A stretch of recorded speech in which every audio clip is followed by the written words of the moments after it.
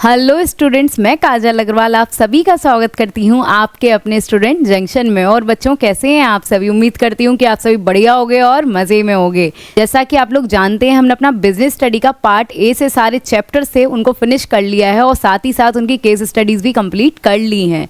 और आज हम स्टार्ट करने जा रहे हैं अकाउंटेंसी। भाई सुनकर ही बच्चों को चक्कर आ जाता है कि कैसे होगा, क्या होगा, इतने न्यूमेरिकल बेस्ड क्वेश्चन है। तो डोंट वरी, सारी चीज़ें इजी हैं अगर एफर्ट्स जारी है। इसी के साथ आज की क्लास को हम स्टार्ट करते हैं। लेकिन क्लास स्टार्ट करने से पहले मैं आपको ये बताना चाहूँगी, जैसा बच्चा आप जानते होंगे कि हमारा जो अकाउंटिंग है ना, वो 3 कैटेगरीज में डिवाइड है। एक company account, partnership firm account और third one is financial statement analysis. तो आज हम जो स्टार्ट करने जा रहे हैं वो है पार्टनरशिप अकाउंट। आप लोगों को एक चीज़ पता होगी कि अगर पार्टनरशिप अकाउंट की बात है तो जो आपका बच्चों पार्टनरशिप है ना, फर्स्ट, ठीक है, और सेकंड है आपका कंपनी अकाउंट और थर्ड, जैसे मैंने आपको बताया, एनालिसिस। ठीक है, अब इसमें जो आपका पार्टनरशिप आउट ऑफ 80 में से 36 का वेटेज कवर करता है और यहाँ 24 और यहाँ 20, इस तरीके से बच्चों आपका टोटल 80 आउट ऑफ 80 बनता है। अराउंड 50% आप कह सकते हैं कि जो हमारे एग्ज़ाम में आएगा वो पार्टनरशिप फॉर्म से आएगा। तो आज हम उसी मेजर पोर्शन को कवर करेंगे। अब भाई हम यहाँ कौन सा टर्म पढ़ेंगे कि पार्टनरशिप क्या है। पार्टनरशिप का मतलब क्या है? Partnership is defined by Indian partnership act 1932। पहली चीज़ बच्चों, हर किसी के लिए एक लॉ है, एक लीगल फ्रेमवर्क है। ऐसे ही जब पार्टनरशिप बना तो भाई पार्टनरशिप से रिलेटेड अगर कोई भी डिस्प्यूट्स होंगे तो उनको कौन सेटल करेगा, उनके लिए क्या चीज़ें वैलिड हैं, क्या इनवैलिड हैं, ये चीज़ें कौन डिफाइन करेगा। इसीलिए एक एक्ट बनाया गया जिसका नाम है इंडियन पार्टनरशिप एक्ट 1932। इस एक्ट के अधीन आप पार्टनरशिप में क्या कर सकते हैं, क्या नहीं कर सकते हैं, ये सारी चीज़ें डिफाइन है।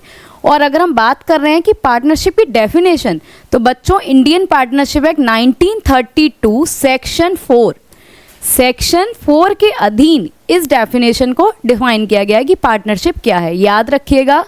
और मीनिंग, अब भाई पार्टनरशिप है क्या?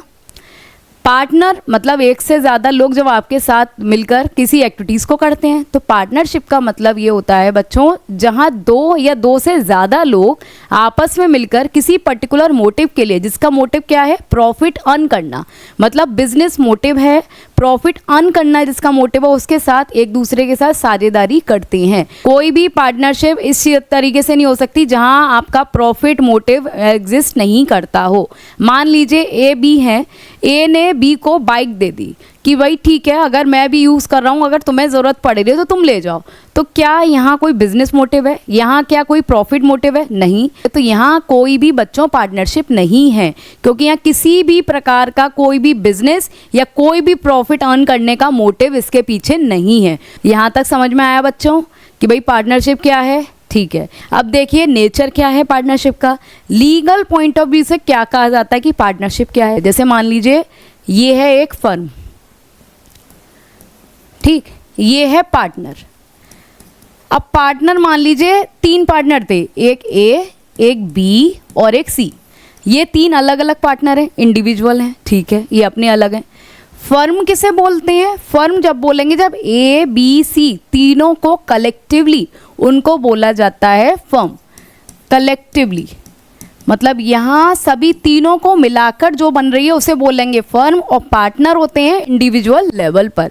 ए अपना अलग करेगा, बी को अलग प्रॉफिट लॉस होगा, सी को अलग होगा, लेकिन इन तीनों को एक साथ करते हैं तो मिलकर बनती है कलेक्टिवली आपकी फर्म। अब लीगल पॉइंट ऑफ व्यू से क्या बोलते हैं कि भाई पार्टनरशिप क्या है, कि आप अगर बोल रहे हैं कि पार्टनर और फर्म दोनों अलग अलग हैं क्या? नहीं। लीगल पॉइंट ऑफ व्यू से बोला जाएगा कि पार्टनर और फर्म एक ही एंटिटी हैं, उन दोनों को अलग नहीं बोला जा सकता है। Partnership is not separate legal entity. From its partner. A firm is unable to repay its liability. यहाँ एक चीज़ और है, यहाँ जो पार्टनर होते हैं उनकी लायबिलिटी अनलिमिटेड होती है। अनलिमिटेड का मतलब जिसकी कोई लिमिट नहीं है। मान लीजिए फर्म ने कोई लोन लिया था लेकिन वो अनेबल है कि वो इस तरह एबल नहीं है कि वो उनको रीपे कर पाए। उस केस में क्या होगा, जो पार्टनर्स होंगे वो पर्सनल लायबल होंगे और उनको ये रीपे करना पड़ेगा। हो सकता है कि वो अपना प्रॉफिट भी दे दें, उसमें कैपिटल भी गंवा दें, प्लस हो सकता है उनकी पर्सनल असेट्स भी है वो भी उसके लिए उन्हें देना पड़े। तो यहाँ लायबिलिटी अनलिमिटेड होती है पार्टनर्स की। सेकंड देखिए, अकाउंटिंग पॉइंट ऑफ व्यू से क्या है भाई। अकाउंटिंग में तो हमेशा ये बोला जाता है कि बिजनेस अलग है, बिजनेस के अकाउंट्स अलग होते हैं, पर्सन के अकाउंट अलग होते हैं। तो क्या यहाँ भी ऐसा है? Partnership and partners are two separate legal entities. Accounting point of view से बोला जाए तो इन दोनों को अलग माना जाता है। फर्म अपने अकाउंट्स अलग मेंटेन करेगी और पार्टनर्स के ट्रांजैक्शंस अलग रिकॉर्ड किए जाएंगे। देखिए, फर्म और पार्टनर्स, इनके ट्रांजैक्शन जो रिकॉर्ड किए जाएंगे वो सेपरेटली रिकॉर्ड किए जाएंगे। एक पार्टनर्स का खुद का अकाउंट होगा और एक फर्म के पॉइंट ऑफ व्यू से अलग अकाउंट होगा। यहाँ बात समझ में आ गई, लीगली आप एक हैं लेकिन अकाउंटिंग पॉइंट ऑफ व्यू से पार्टनर और फर्म दोनों अलग अलग हैं। ठीक है, अब बढ़ते हैं बच्चों आगे। अब इसके बढ़ते हैं भाई फीचर्स। पार्टनरशिप के फीचर्स क्या क्या हैं भाई। पार्टनरशिप अगर आप कर रहे हो तो पार्टनरशिप के लिए पहली कंडीशन ये है कि 2 या इससे ज़्यादा लोग होने चाहिए। और वो पर्सन होने कैसे चाहिए, ये नहीं कि कोई भी 2 या 2 से ज़्यादा लोग आपस में मिलकर ऐसे साझेदारी कर लेंगे और बिजनेस स्टार्ट कर लेंगे, उसको हम पार्टनरशिप बोल देंगे। नहीं, उन पर्सन्स को साउंड माइंड का होना चाहिए, मतलब वो कोई पागल या कोई मेंटली इश्यूज नहीं होने चाहिए। सेकंड, वो पार्टनर कोई भी लॉ है उसके थ्रू डिस्क्वालीफाई नहीं होना चाहिए। लीगली हो सकता है कि उसको डिस्क्वालीफाई कर दिया जाए, तो ऐसा पार्टनर नहीं होना चाहिए, उसको अलाउ नहीं किया जाएगा पार्टनरशिप करने के लिए। सेकंड देखिए, माइनर क्या पार्टनर बन सकता है? माइनर जो 18 एज से बिलो है। तो देखते हैं क्या होता है। माइनर भाई कॉम्पिटेंट तो नहीं है, वो सक्षम नहीं है कि वो कॉन्ट्रैक्ट कर सके। माइनर कोई भी एग्रीमेंट या कॉन्ट्रैक्ट नहीं कर सकता है बच्चों। इंडियन कॉन्ट्रैक्ट एक्ट 1872 में ये बोला गया है कि माइनर किसी भी प्रकार का कोई एग्रीमेंट या कॉन्ट्रैक्ट नहीं कर सकता है। तो यहाँ भी वो कॉन्ट्रैक्ट तो नहीं कर सकता, लेकिन एक कंडीशन दे दी भाई, कॉन्ट्रैक्ट नहीं कर सकता ना, लेकिन पार्टनर तो बन सकता है। कैसे? He is entitled to get only profit not loss. भाई उसके तो मजे हैं, अगर बिजनेस रन हो रहा है तो पार्टनर तो बन गए आप, लेकिन सिर्फ प्रॉफिट में साझेदारी है भाई। लॉस अगर हुआ तो आपको कुछ भी नहीं देना अपनी साइड से। ठीक है। तीसरी condition, minor partner should accept and refuse the partnership. वो हाँ भी कर सकता है ना भी कर सकता है पार्टनरशिप के लिए in with in 6 months on becoming major. इसका मतलब ये है बच्चों, मान लीजिए एज अ माइनर वो पार्टनर बना था, उसे प्रॉफिट में साझेदारी मिलती थी। अब क्या हुआ, वो 18 साल का हो गया, मेजर बन गया। अब मेजर भाई जब वो माइनर रहा नहीं तो अब उससे बोला जा रहा है कि आप कंप्लीटली कॉन्ट्रैक्ट और एग्रीमेंट करके जब पार्टनर बनना चाहेंगे या नहीं, तो ये उसके ऊपर डिपेंड करता है। लेकिन इस चीज़ का डिसीजन उसे मेजर होने के बाद 6 महीने के अंदर देना होता है। अगर 6 महीने के अंदर, देखिए लिखा है ना, 6 महीने के अंदर उन्हें देना पड़ेगा। अगर वो डिसाइड नहीं कर पाता है तो फिर वो कुछ भी काम करेगा तो वो उसके लिए लायबल हो जाएगा, जैसे बाकी सभी पार्टनर्स होते हैं। तो ये समझ में आया बच्चों, माइनर की क्या कंडीशन है और पर्सन के लिए क्या क्वालिफिकेशन है। आगे देखिए, आगे बात हो रही है भाई नंबर ऑफ पार्टनर्स की। भाई कितने लोग अलाउ हैं, ऐसा तो नहीं है सारी भीड़ इकट्ठी कर ली हो। तो देखते हैं कितने लोग अलाउ हैं partners. Minimum number of partner मतलब इससे कम नहीं चलेगा, 2 लोग, और मैक्सिमम 50। ये लिमिट किसने डिसाइड की कि मिनिमम भाई 2 से कम नहीं होने चाहिए और मैक्सिमम 50 से ज़्यादा नहीं होने चाहिए। एक बात आपको बता देती हूँ कि जो मिनिमम जो क्राइटेरिया सेट किया गया 2 का, वो आपका जो इंडियन पार्टनरशिप एक्ट है उसमें डिफाइन है कि बच्चों एज एक पार्टनरशिप करने के लिए एटलीस्ट कितने लोग होने चाहिए। लेकिन मैक्सिमम लिमिट भी तो होनी चाहिए हर चीज़ की। पता चले भाई वो संख्या लाखों में पहुंच गई, करोड़ों में पहुंच गई, तो ऐसे क्या भाई बिजनेस बर्बाद हो जाएगा। तो मैक्सिमम लिमिट किसने डिसाइड की? कंपनी एक्ट के अधीन, कंपनी रूल्स 2014 के अधीन ये डिसाइड किया गया कि पार्टनरशिप में मैक्सिमम कितने लोग एंटर कर सकते हैं। मैक्सिमम लिमिट क्या होगी? तो वो है आपकी 50। ठीक है, इससे ज़्यादा नहीं होना चाहिए। आगे देखिए, agreement. Partnership comes into existence by an agreement. आप एग्रीमेंट कर सकते हैं, चाहे ओरली हो चाहे रिटन हो। लेकिन भाई ओरल जो चीज़ें होती हैं, आपका अभी बोल के जा रहे हो कि हाँ ठीक है हम ऐसा कर लेंगे, इतना प्रॉफिट शेयर कर लेंगे 50-50 या 33% कर लेंगे, तो भाई ज़मान का क्या भरोसा है, आज कुछ और बोल रहे हो कल कुछ और बोलोगे। तो ज़्यादातर आप कर सकते हो, ओरल और रिटन दोनों ऑप्शन अवेलेबल हैं, बट ट्रस्टवर्दी ऑथेंटिक सबसे ज़्यादा माना जाता है रिटन एग्रीमेंट को। ठीक है, आगे देखिए प्रॉफिट शेयरिंग एग्रीमेंट जो पार्टनर्स के बीच में होता है वो ये भी होता है कि भाई कितना फर्म का प्रॉफिट में आपकी साझेदारी होगी और अगर लॉस होगा तो कितनी साझेदारी होगी, इसके लिए हम एग्रीमेंट करते हैं। आगे देखिए लास्ट है इसका features, business can be carried by all या any of the partners acting for all. या तो मान लीजिए ABC 3 पार्टनर्स हैं, तीनों पार्टनर्स ही मिलकर काम चला रहे हैं, ठीक है, या हो सकता है उन तीनों में से 2 अभी प्रेजेंट नहीं है तो एक है जो उनके बिहाफ पर काम कर रहा है, तब भी वो उनके लिए लायबल है। इसका मतलब बच्चों आपने अभी पढ़ा होगा, मैंने बताया था फर्स्ट स्लाइड पर कि म्यूचुअल एजेंसी आपस में ये एक दूसरे के क्या होते हैं भाई, एजेंट भी हैं, एक दूसरे के प्रिंसिपल भी हैं। प्रिंसिपल मतलब ओनर, एजेंट क्या है, जिसको अपॉइंट किया जाता है काम करने के लिए बाय दी प्रिंसिपल। तो ये क्या है, जैसे अगर बोला कि कोई एक काम कर ले या सभी काम कर लें, सारे लोग एक साथ काम कर सकते हैं और एक भी उनमें से कर सकता है। लेकिन ऐसा नहीं है कि ABC में B ने काम किया, A और C प्रेजेंट नहीं थे तो A और C को शेयर नहीं मिलेगा, नहीं भाई, उनको भी उनके प्रॉफिट में पूरी तरीके से साझेदारी मिलेगी जो प्री डिटरमाइंड शेयर है उनका। ठीक है, तो इसमें म्यूचुअल एजेंट होते हैं ना, एक दूसरे के मतलब एजेंट भी हैं, एक दूसरे के प्रिंसिपल भी हैं। फर्म के लिए भी आप उनके एज अ एजेंट भी वर्क करते हैं, एज अ प्रिंसिपल भी वर्क करते हैं। देखिए पार्टनर्स एजेंट होते हैं सभी पार्टनर्स के और प्रिंसिपल्स भी होते हैं, मतलब वो मालिक भी है भाई, नौकर भी है, क्योंकि अगर एक पार्टनर काम कर रहा है तो क्यों कर रहा है, दूसरे वाले ने उसे इंस्ट्रक्शंस दिए होंगे, और अगर पहले वाला इंस्ट्रक्शन दे पा रहा है क्यों कर रहा है, क्योंकि वो एज अ प्रिंसिपल उसे ये चीज़ ठीक लगी तो उसने दे दी। कल को हो सकता है जो दूसरा वाला अभी काम कर रहा है वो ऑर्डर दे रहा हो और सामने वाला काम कर रहा हो, इसका मतलब आप एक दूसरे के प्रिंसिपल भी हैं और एजेंट भी हैं। आगे देखते हैं, अभी हमने क्या पढ़ा बच्चों की फीचर्स क्या क्या हैं, पार्टनरशिप होने के लिए क्या क्या चीज़ें होनी चाहिए। लेकिन अब हम पढ़ेंगे अगर आप पार्टनर हैं तो उसके लिए क्या क्या आपके राइट्स हैं, ठीक है, आपके अधिकार क्या हैं। देखते हैं, जो भी पार्टनर हैं उनको राइट है कि वो रिटायर हो सकते हैं फर्म से, लेकिन एक नोटिस देने के बाद। ऐसा नहीं जब मन की आज मेरा मन नहीं कर रहा काम करने का, एक काम करते हैं रिटायर हो जाते हैं, ऐसा नहीं, पहले आपको नोटिस देना होगा, उसके बाद आप रिटायर हो सकते हैं। सेकंड चीज़, कंसल्ट कीजिए अबाउट दी बिजनेस मैटर्स। आप भाई एक बिजनेस रन कर रहे हैं, प्रॉफिट अर्निंग आपका मोटिव है, तो कोई भी अगर आपको कोई भी सजेशन देना है, कुछ करना है, डिसीजन लेना है तो आपस में कंसल्ट कर सकते हैं। पार्टिसिपेट करने का राइट है उनको, अगर बिजनेस का मैनेजमेंट हो रहा है, उसमें चीज़ें मैनेज करने के लिए फोकस किया जा रहा है तो आप उसमें पार्टिसिपेट कर सकते हैं, ये आपका राइट है, कोई नहीं रोक सकता। Inspect the books of account and have a copy of it.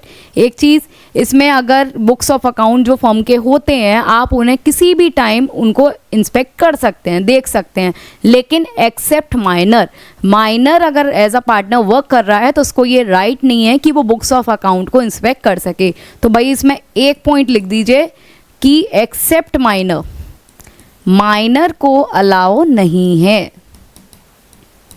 ठीक, आगे कोई भी जो भी प्रॉफिट रेशियो में आप एग्री हुए हैं कि कितना बांटा जाएगा आपस में, वो आपको रिसीव करने का राइट है।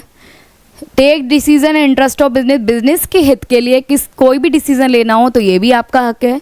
Not to allow admission of new partner, अगर आप नहीं चाहते हैं कि अगर 3 पार्टनर्स हैं वो ये चाहते हैं कि चौथा पार्टनर आ जाए, उसमें से अगर कोई 1 या 2 एग्री नहीं है तो कोई भी इस चीज़ में नहीं कर सकता कि किसी भी पार्टनर्स को एडमिट कर ले, नहीं भाई, एडमिशन अलाउ नहीं होगा अगर उनकी इच्छा नहीं है।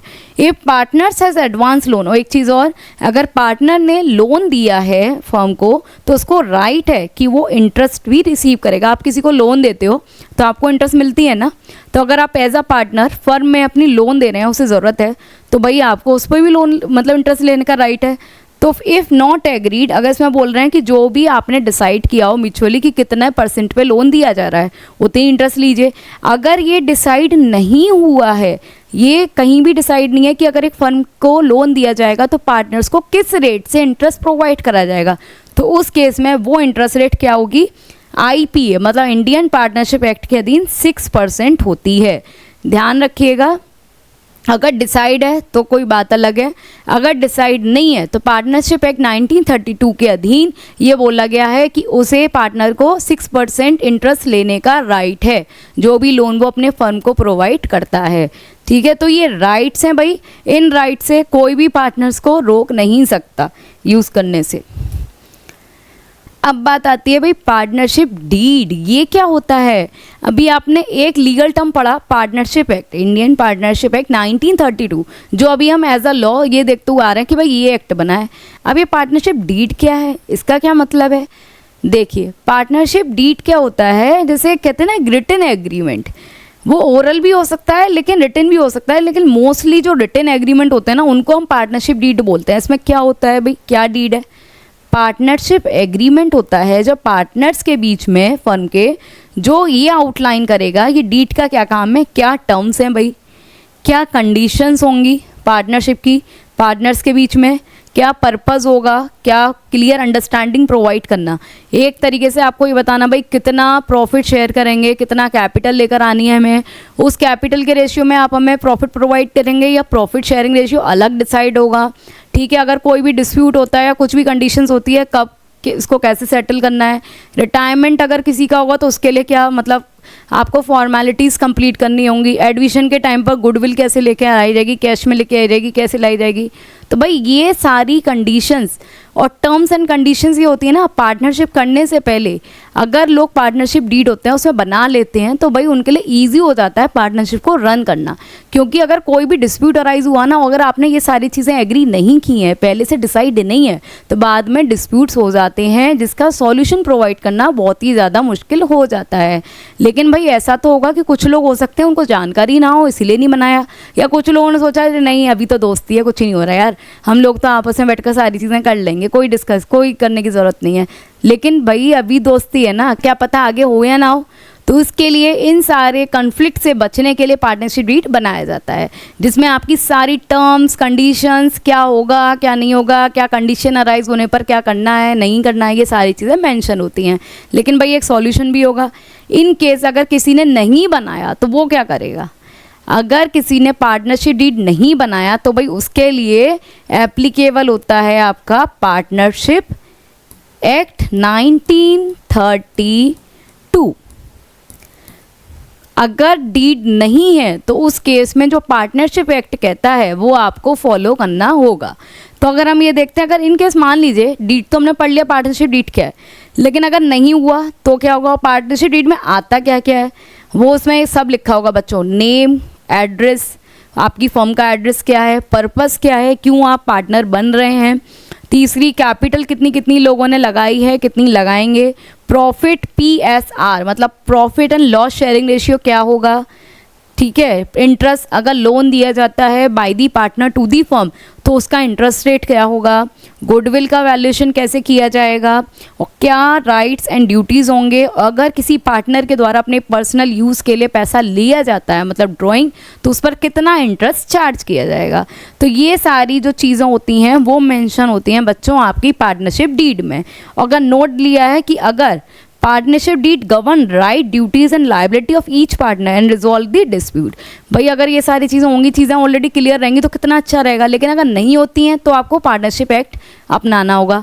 अब वो पार्टनरशिप एक्ट क्या कहता है, देखिए मान लीजिए डीड नहीं है, नहीं बनाया, तो उस केस में क्या कंडीशंस होंगी देखते हैं। भाई पार्टनरशिप डीड नहीं है, एब्सेंट है, तो उस केस में क्या करना होगा? पहला, पार्टनर के द्वारा अगर लोन दिया जाता है, ये मैंने आपको प्रीवियस स्लाइड में ही बताया था बच्चों, अगर पार्टनरशिप आप ऑलरेडी आपने एग्री कर लिया, ऑलरेडी डिसाइड है कि भाई लोन पर कितना इंटरेस्ट होगा, well and good. In case decide नहीं होता है तो पार्टनरशिप एक्ट के अधीन ये बोला जाता है कि आपको 6% इंटरेस्ट मिलेगा ऑन लोन जो प्रोवाइड किया गया है by the partner to the firm. ठीक है, profit loss, profit and loss equally share होगा, मतलब भाई जो प्रॉफिट मिलना है वो तो क्या होना है, इक्वल। मतलब ये है कि भाई कितनी भी कैपिटल लगा दो, हो सकता है कोई ज़्यादा लगा रहा हो, कोई कम लगा रहा हो, या कोई बिल्कुल ही लोग कहते हैं ना बहुत ही बस नाम के लिए लगा रहा है, लेकिन फिर भी क्या है उसे प्रॉफिट में पूरा इक्वल मिलेगा। तो भाई ये तो क्या है, इनजस्टिस है। लेकिन अगर वैसे देखा जाए तो भाई अगर आपको नहीं ये चीज़ें करनी थी तो आप डीड बना लेते, लेकिन नहीं बनाया तो इसको तो फॉलो करना पड़ेगा। तो अगर पार्टनरशिप एक्ट के अधीन ये बोला जाता है कि प्रॉफिट शेयरिंग रेशियो इक्वल होना चाहिए।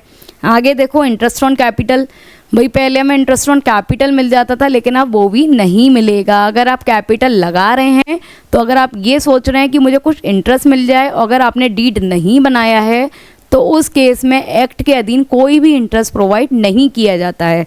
तो इसको हटा देते हैं भाई, इंटरेस्ट तो कैंसिल हो गया। आगे भाई डीड नहीं है तो ड्राइंग पे इस पे भी बच गए। देखो अगर आपने पैसा फर्म से लिया है ना तो उस पर जो इंटरेस्ट चार्ज करता था फर्म, वो भी बच गए। कि अब इसमें ये बोल रहे हैं कि कोई भी इंटरेस्ट ड्राइंग पर चार्ज नहीं की जाएगी, मतलब इससे भी बच गए। ठीक है आगे रेम्यूनरेशन या सैलरी टू दी पार्टनर्स, भाई कोई भी सैलरी कमीशन बोनस जो पार्टनर एक्सपेक्ट करते थे कि हमें मिलना चाहिए वो भी नहीं मिलेगा, तो ये भी कैंसिल।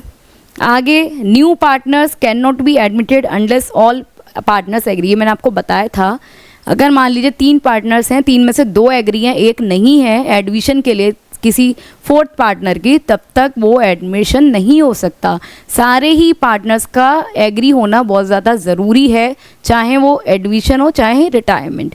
ठीक है, अब आप एक चीज़ देखो, पार्टनरशिप डीड नहीं थी तो पहली चीज़ क्या हुई कि भाई प्रॉफिट शेयरिंग रेशियो क्या होगा, इक्वल, एक जैसा। दूसरा इंटरेस्ट ऑन कैपिटल, ये क्या हो गई, कैंसिल, मना कर दी। इंटरेस्ट ऑन ड्राइंग, ये भी क्या हो गई, कैंसिल। सैलरी या भाई कमीशन, ये भी क्या हो गया, कैंसिल। इंटरेस्ट ऑन लोन, ये बोल दिया कि 6%। तो ये 5 कंडीशंस आ गई अगर आपकी पार्टनरशिप डीड नहीं है तो। ठीक है, आगे चलते हैं। अब भाई P&L अकाउंट, आपने हमेशा ही देखा होगा, अभी तक आप क्या बनाते हुए हैं, क्लास 11th में भी आपने क्या सीखा, ट्रेडिंग, P&L, बैलेंस शीट, यही हम फॉर्मेट अप्लाई करते हुए आ रहे हैं। और ऐसा नहीं है कि पार्टनरशिप फॉर्म में कुछ अलग होगा, पार्टनरशिप फॉर्म में भी यही एप्लीकेबल होगा। लेकिन फिर हम P&L अकाउंट भाई लिखा है तो क्यों लिखा था, इसीलिए लिखा है बच्चों, क्योंकि मैं आपको बता दूं कि पहले हम एक चीज़ बता देते हैं कि जो पार्टनरशिप फॉर्म में जो बुक्स ऑफ अकाउंट बनते हैं, देखो ट्रेडिंग, P&L और बैलेंस शीट, ये तीनों बनेंगे बिल्कुल, लिख देते हैं कि ये तो बनेंगे ही बनेंगे, इसको कोई नहीं टाल सकता। ट्रेडिंग, P&L और बैलेंस शीट। लेकिन इसके अलावा भाई 2 अकाउंट्स और जुड़ गए हैं, कौन कौन से, P&L, एप्रोप्रिएशन और आपका पार्टनर्स कैपिटल अकाउंट, ये 2 और जोड़ दिए गए हैं। घबराने की बात नहीं है, अभी आपको 1 बाय 1 समझाएंगे, बहुत ईजी है बच्चों। तो अभी आप ट्रेडिंग बच्चों सीख के आए हैं, P&L सीख के आए हैं, बैलेंस शीट सीख के आए हैं। भाई एप्रोप्रिएशन क्या होता है, पार्टनर्स कैपिटल अकाउंट क्या होता है, तो देखिए जानते हैं। पहले हम क्या पढ़ेंगे, P&L पढ़ लेते हैं। जैसा कि आप जानते होंगे P&L में हम क्या करते थे, इनकम, एक्सपेंसेस, जो भी एक बिजनेस को ऑपरेट करने के लिए जो इनडायरेक्ट एक्सपेंसेस होते हैं उसको नोट करना, इनडायरेक्ट इनकम होती है उनको नोट करना। उसके बाद जो भी बैलेंस बचता है वो प्रॉफिट भी हो सकता है और लॉस भी हो सकता है। जैसे कि देखिए P&L का बच्चों अभी हम बनाते हैं फॉर्मेट। ठीक है, P&L अकाउंट कैसे बनाते थे, भूल तो नहीं गए हो,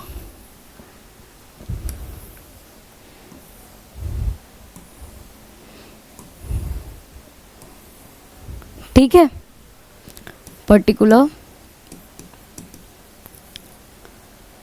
amount DR and particular amount CR। ठीक है भाई, ये है CR क्रेडिट, यहाँ क्या आती थी, इनकम। लेकिन P&L में सबसे पहले हम यहाँ क्या ट्रांसफ़र करते थे, ग्रॉस प्रॉफिट, जो आपका ट्रेडिंग से निकल कर आता था उसे कैरी फॉरवर्ड करते थे। ओके, अब यहाँ तक ये आ गया। अब हमने क्या किया भाई, ग्रॉस प्रॉफिट लिख दिया। यहाँ क्या लिखते थे, इनकम। जैसे अगर कोई रेंट है, रेंट मिल रहा है, मतलब आपने कोई ज़मीन अपनी दे रखी है जिस पे आपको रेंट मिल रहा है, या आपने किसी को लोन दे रखा है तो उससे इंटरेस्ट मिल रही है। लोन दिया हुआ है किसी को तभी तो इंटरेस्ट आएगी, तभी तो उसे इनकम बोलेंगे। तो इनकम तो इस साइड आ जाती थी। और यहाँ क्या करते थे, सारे खर्चे, कि अगर मान लीजिए आपने किसी से किराए पर ज़मीन ले रखी है तो भाई रेंट आपको देना पड़ेगा ना, चाहे वहाँ आप काम करो या ना करो, इट डज़न्ट मैटर, आपको देना पड़ेगा। सैलरी किसी एम्प्लॉय की ये भी देनी पड़ेगी। एडवर्टाइजमेंट अगर आप करा रहे हैं अपनी फर्म का, ये भी देना पड़ेगा। मैनेजर को कमीशन दे रहे हैं तो भाई मैनेजर थोड़ी मानेगा, चाहे आपका बिजनेस चले या ना चले, ये भी देना पड़ेगा। और अगर कोई इंटरेस्ट, अगर आपने कोई लोन दे रखा है तो उस पर अगर कोई इंटरेस्ट आपको पे करनी पड़ रही है तो वो आपके लिए एक्सपेंसेस है, वो भी देना पड़ेगा।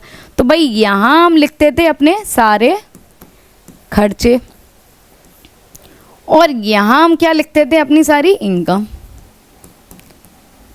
तो भाई इनकम इधर है, खर्चे इधर हैं। अगर इनकम ज़्यादा है तो यहाँ क्या बच जाता था, हमारा नेट प्रॉफिट। और अगर इनकम कम है और खर्चे ज़्यादा हैं तो हमें क्या होगा, नेट लॉस। अब भाई ये तो आप बोलोगे कि मैम आप ये क्यों बता रहे हैं कि भाई P&L कैसे बनाते हैं। भाई P&L इसीलिए बताया गया है कि P&L में क्या होता था, आप जो भी खर्चे देख रहे हैं ना बच्चों, इसके हम ये नहीं कहते थे कि ग्रॉस प्रॉफिट हमारा है। ग्रॉस प्रॉफिट किसी भी पार्टनर या किसी पर्सन का था ही नहीं। उस ग्रॉस प्रॉफिट के बाद भी इनडायरेक्ट एक्सपेंसेस जो एक बिजनेस को रन करने के लिए चाहिए, चाहे आप बिजनेस करो या मत करो, लेकिन वो खर्चे फिर भी होंगे। रेंट देना ही पड़ेगा, सैलरी जो एम्प्लॉयज़ काम करके जा रहे हैं भले ही वो फ्री बैठे हों लेकिन आपको देनी पड़ेगी। एडवर्टाइजमेंट कराया तो उस पर खर्चा भी देना पड़ेगा, ऑडिट कराइए तो ऑडिट फीस भी देनी पड़ेगी, मैनेजर अपॉइंट किया है तो उसका कमीशन भी देना पड़ेगा, और लोन लिया है तो उस पर इंटरेस्ट भी देना पड़ेगा, चाहे काम चले या ना चले। भाई ये तो फिक्स्ड है और ये आपको देना ही देना है, चाहे आपको प्रॉफिट हो या ना हो। तो अभी तो हमें ये प्रॉफिट हुआ लेकिन उसमें से ये खर्चे तो होंगे ना, चाहे बिजनेस रन करो चाहे नहीं करो, तो इसे तो हम अपना प्रॉफिट नहीं कह सकते। अब जब यहाँ हमने इसे काम किया और ये सारे खर्चे जो भाई फिक्स्ड थे, जो चाहे प्रॉफिट हो चाहे लॉस आपको देना ही देना, चाहे अपनी पॉकेट से दीजिए, तो ये देने के बाद अब भाई हो सकता है आपका प्रॉफिट निकल के आ गया। और ये प्रॉफिट होता था उसे क्या करते थे, हम आपस में बांट लेते थे। अगर एक पर्सन काम करता था उस पर्सन को क्या लगता था, भाई ग्रॉस ये था लेकिन उसमें से मैंने कुछ अपने खर्चे निकाले जो फिक्स्ड थे, उसके बाद ये जो प्रॉफिट बचा है वो मेरा है, यही तो कहते थे वो मेरा है। लेकिन अगर हम बात कर रहे हैं पार्टनरशिप की, तो पार्टनरशिप में अगर 3 या 4, 2 से ज़्यादा और 50 तक हैं, तो क्या जो 50 लोगों को ऐसे नेट प्रॉफिट मिलेगा तो क्या वो इजी होगा डिस्ट्रीब्यूट करना?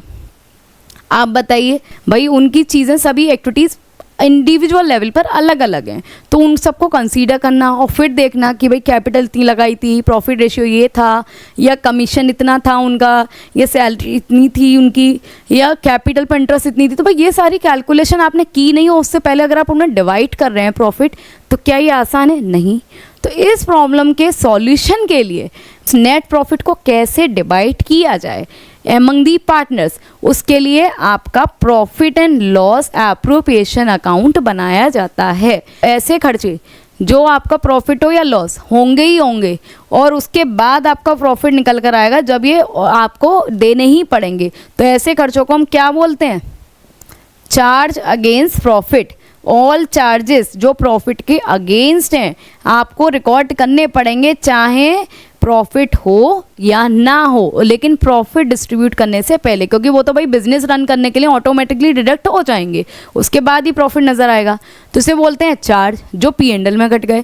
अब बात आई कि भाई एप्रोप्रिएशन क्यों बनाना पड़ रहा है, क्योंकि उस प्रॉफिट को पार्टनर्स के बीच में बिल्कुल कहते हैं ना करेक्टली डिवाइड करने के लिए, डिस्ट्रीब्यूशन करने के लिए। क्योंकि हमें ये नहीं समझ में आ रहा था कि अगर मान लीजिए 10 पार्टनर्स हैं तो उस नेट प्रॉफिट को हम कैसे डिस्ट्रीब्यूट करें। सिर्फ रेशियो जो डिसाइड है उसमें बांटने से तो काम नहीं चलेगा ना, हो सकता है इंडिविजुअल लेवल पर उन सभी की कंडीशंस अलग अलग हों, तो उनको भी कंसीडर करना है, प्लस उस प्रॉफिट को बिल्कुल सही तरीके से डिवाइड करना है ताकि कोई भी डिस्प्यूट अराइज ना हो।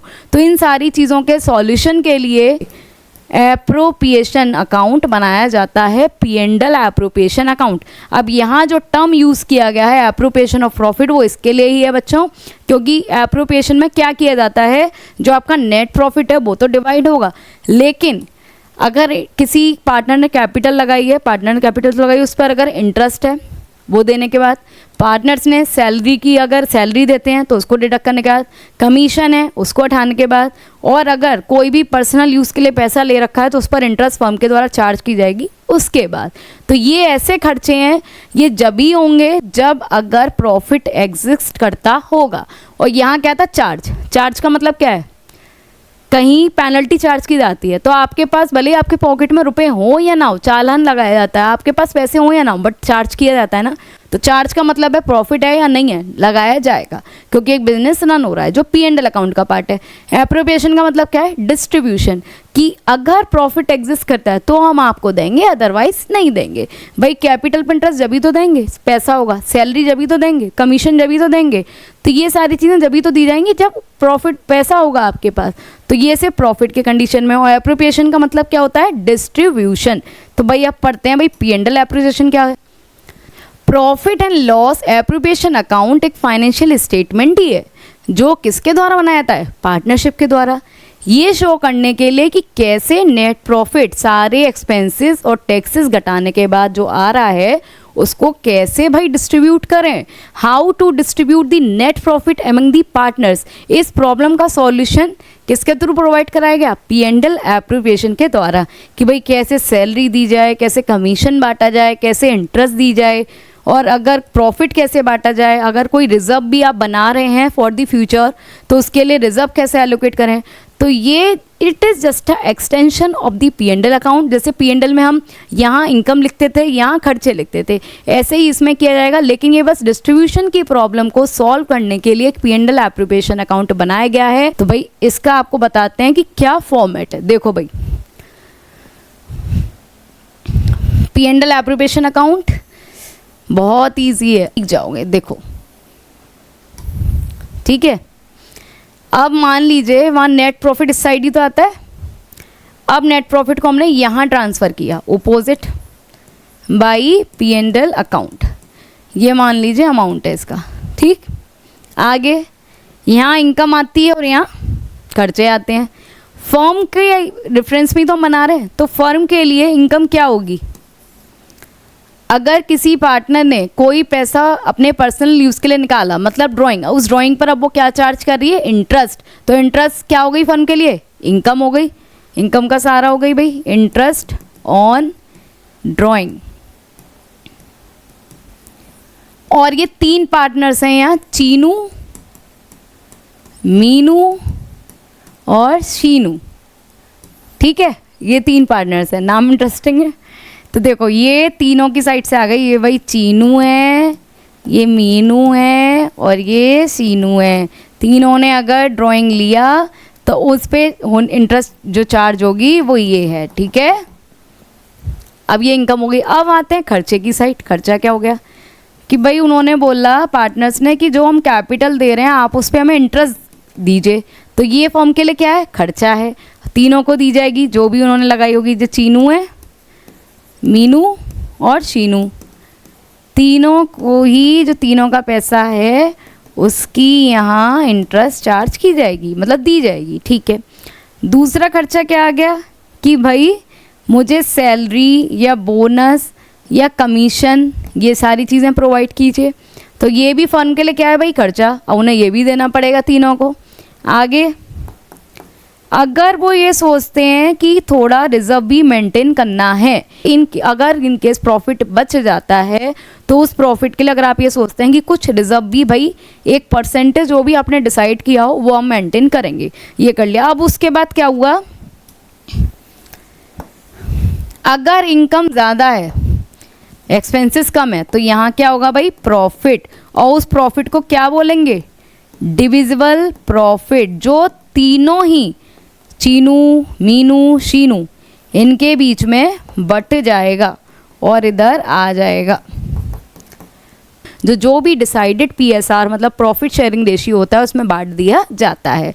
तो ये तो रही भाई profit and loss appropriation account की बात। तो हमने आज क्या क्या कवर कर लिया बच्चों, आज हमने पढ़ा कि भाई पार्टनरशिप क्या है, पार्टनरशिप डीड क्या होता है, क्या फीचर्स होते हैं, क्या नेचर है पार्टनरशिप का, और पार्टनरशिप का P&L अकाउंट और P&L एप्रोप्रिएशन अकाउंट क्यों बना रहे हैं, इसका भी आपको बता दिया कि क्या रीज़न है, और P&L एप्रोप्रिएशन अकाउंट का आखिर क्या फॉर्मेट होता है। आज के लिए इतना ही। उम्मीद करती हूँ कि आपको समझ में आया होगा। बच्चों भी नया है, कोई बात नहीं, धीरे धीरे करेंगे तो ऐसा नहीं है कुछ भी कॉम्प्लिकेटेड, ऐसा कुछ नहीं है, सारी चीज़ें ईजी हैं। तो चलिए फिर मिलते हैं नेक्स्ट वीडियो में। जब तक कि आप हमारे चैनल पर आते रहिए, we are learning never stop. हमारे चैनल से जुड़ने के लिए बस एक काम करना है, हमारे चैनल को सब्सक्राइब करना है और बेल आइकन को प्रेस करना है। Thank you.